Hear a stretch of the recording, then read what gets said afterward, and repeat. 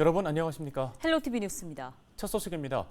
지난 9일부터 사흘간 중부지방에 300mm 가까이 쏟아진 비로 원주 지역의 피해도 상당했습니다.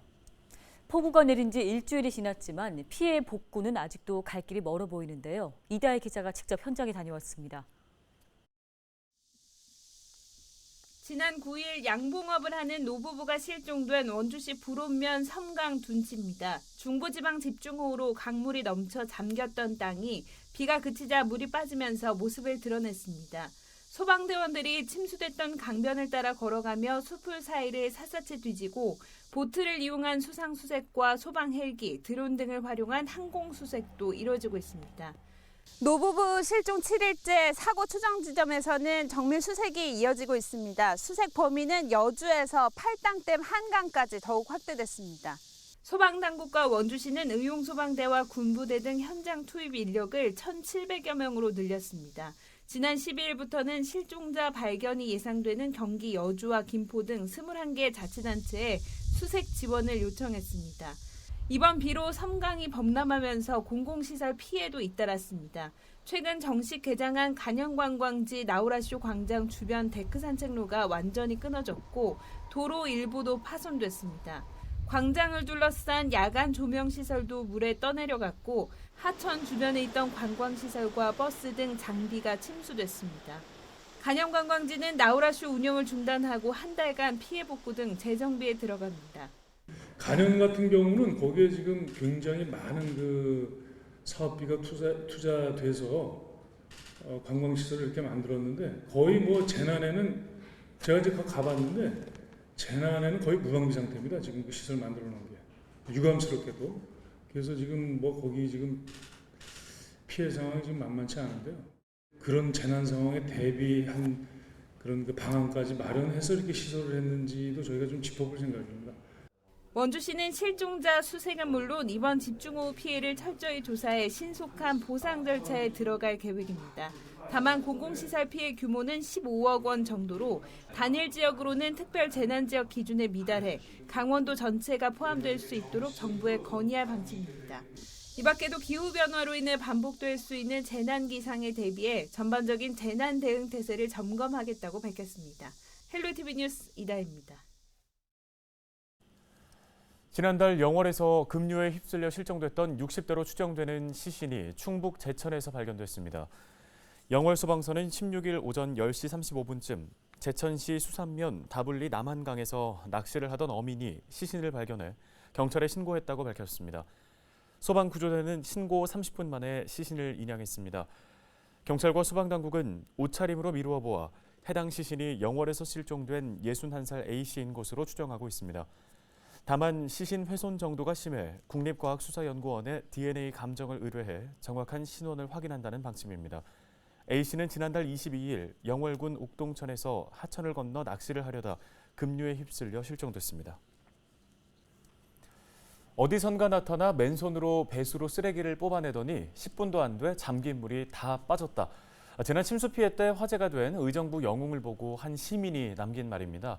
이번 일로 배수로의 중요성을 알게 됐다는 시민도 있었는데요. 네, 배수로를 청소한 사람이 영웅이 될 정도로 우리 주변의 배수로들은 제 역할을 하지 못할 때가 많습니다. 이세진 기자가 직접 현장을 둘러보고 왔습니다. 쏟아진 빗물에 도로가 잠겼습니다. 배수가 제대로 되지 않아 흙탕물이 역류합니다.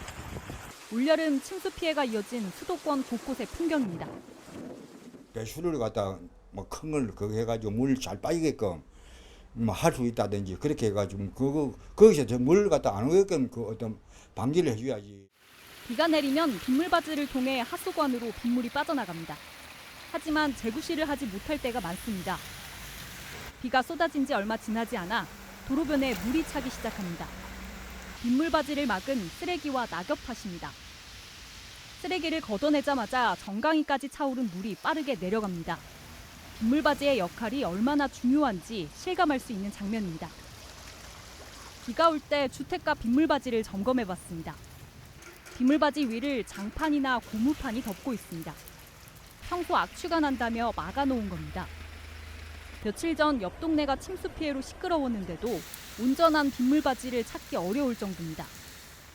빗물바지 안을 들여다보면 상황은 더 심각합니다. 이 안에 보면 지금 각종 쓰레기가 늘어나고 담배꽁초가 굉장히 많이 들어있는데 이렇게 되면 빗물바지가 제 역할을 할 수가 없습니다. 하수도로 이어진 연결관이 막혀버리면 물은 역류할 수밖에 없습니다. 지자체에서 청소를 하기도 하지만 치워도 또 쓰레기가 쌓여 비가 오면 속수무책입니다. 비 오기 전에 저희가 일단 1차적으로 지금 안에 제설 작업을 다 하지만은 워낙 비가 많이 내리고 낙엽들이 많기 때문에 일단 낙엽의 원인이 많습니다. 비닐이랑 원인이 많기 때문에 이거는 어떻게 저희가 와서 다시 막힌 배수로는 곧 침수 피해로 이어집니다.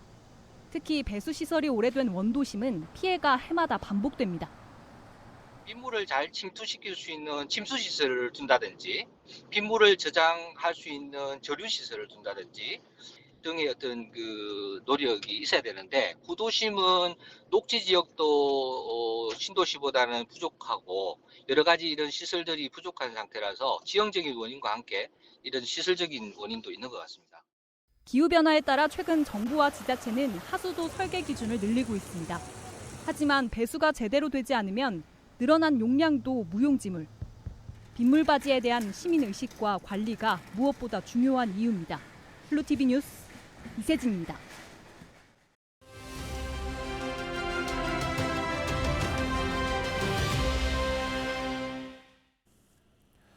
불안정한 대기의 움직임에 따라 강풍을 동반한 비 소식도 지역별로 급변하고 있는 상황입니다.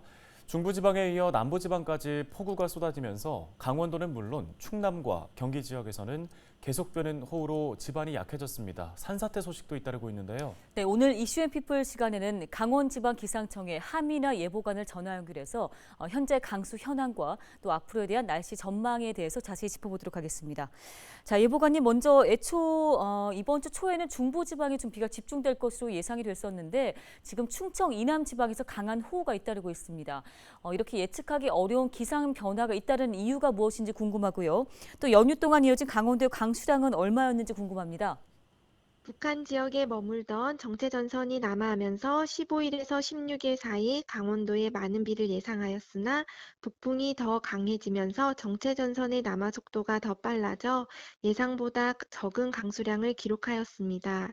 좀 더 자세히 살펴보면 15일 낮까지는 소나기, 15일 늦은 오후에서 16일 아침까지는 정체전선의 영향을 받아 강원도 곳곳에서 비가 내렸는데요. 15일에서 16일 아침 9시까지 내린 강수량은 철원군 임남에 40, 횡성군 안흥에 37, 화천군 산해에 37, 춘천 35.1, 평창군 대화 35, 설악산 30.5, 진부령 26.2mm 등 강원 영서를 중심으로 30mm 이상의 강수량을 기록하였습니다. 16일과 17일의 강수 전망을 살펴보면 강원 영서는 17일 오후에 대기가 습한 가운데 낮 기온이 오르면서 대기 불안정으로 인해 돌풍과 천둥 번개를 동반한 5에서 30mm의 소나기가 내리는 곳이 있겠습니다. 네, 시간당 100mm에 가까운 집중호우로 인명과 재산 피해가 속출했는데 이같이 강한 비 소식 앞으로도 지속될 가능성이 있습니까? 19일 오후에서 20일 오전 강원도에는 저기압과 우리나라 북쪽의 찬 공기 남하와 북태평양 고기압의 세력의 북상으로 만들어진 정체전선의 영향으로 비가 예상됩니다. 이 비는 북태평양 고기압의 확장 정도와 우리나라 북쪽의 전리저기압의 위치에 따라 강수구역과 강수량의 변동성이 크겠습니다. 이후 8월 23일에도 저기압의 영향으로 비가 예상이 됩니다. 계속하여 최신 기상 예보를 주의 깊게 확인하여 주시기 바랍니다. 예, 비구름이 지나간 뒤에도 습도랑 기온이 워낙 높기 때문에 불쾌해질 수도 상당한데요. 여름 막바지 8월 말 강수와 더위는 어떨 것으로 전망하십니까? 8월 하순 8월 21일에서 31일에는 북태평양 고기압의 가장자리에 들겠으며 저기압의 영향을 받을 때가 있겠습니다.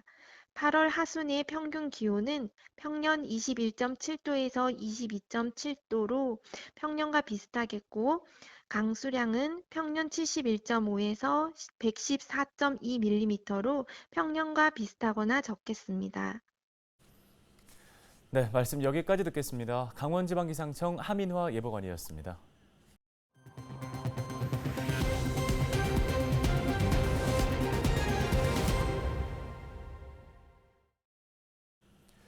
중부지방에 많은 비가 쏟아지면서 소양강댐이 지난주 2년 만에 수문을 열었죠. 좀처럼 보기 드문 광경이 펼쳐지면서 사람들이 몰리기도 했는데요. 소양강댐은 완공 50년이 지났지만 방류를 한 건 15차례뿐입니다. 완공 당시 아시아 최대 규모를 자랑했던 소양강댐의 과거와 현재 취재했습니다. 양진호 기자입니다. 여기는 강원도 춘성군 소양강 다목적 댐입니다. 착공 6년 반 만에 준공된 이 댐은 지난해 10월부터 물 채우기 작업을 시작했습니다. 지난 1973년 완공된 소양강댐. 높이 123m, 저수용량 29억 톤으로 반세기 세월이 지났지만 여전히 국내 최대, 세계 5위의 규모를 자랑하는 곳입니다.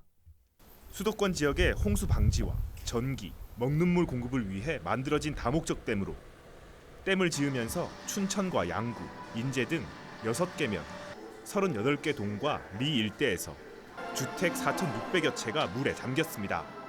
축구장 3,800개 크기의 논과 밭도 수몰됐습니다.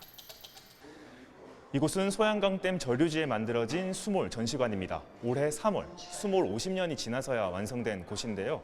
이곳에서는 당시 여러 마을들의 풍경과 주민들의 이야기, 모습들의 단편들을 살펴볼 수 있습니다. 삶의 터전을 내주는 등 희생 속에 만들어진 만큼 소양강댐의 역할은 막중합니다.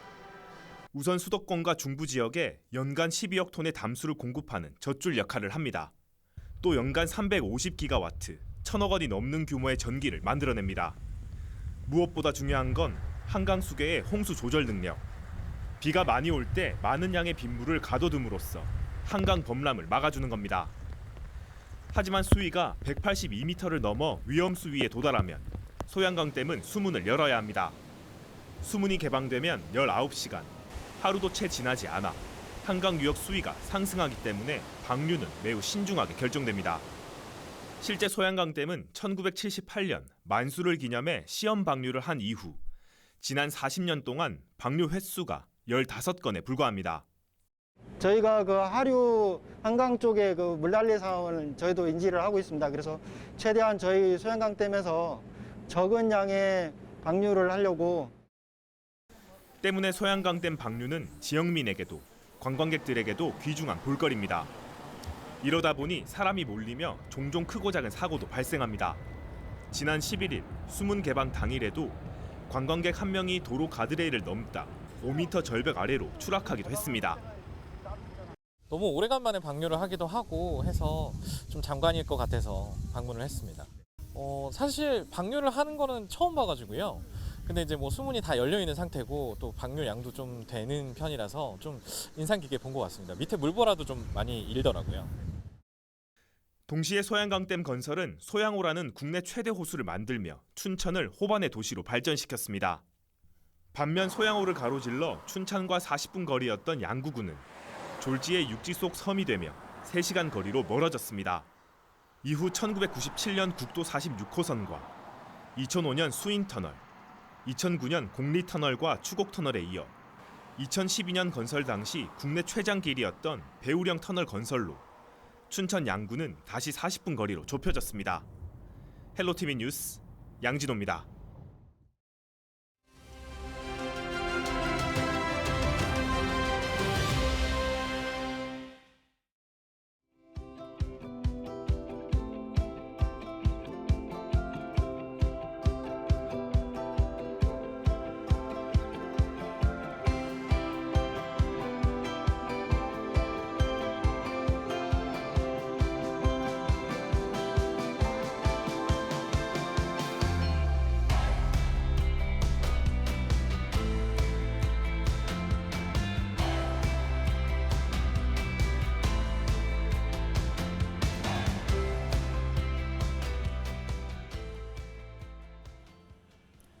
헬로티비 뉴스가 준비한 소식은 여기까지입니다. 네, 시청해주신 여러분 고맙습니다.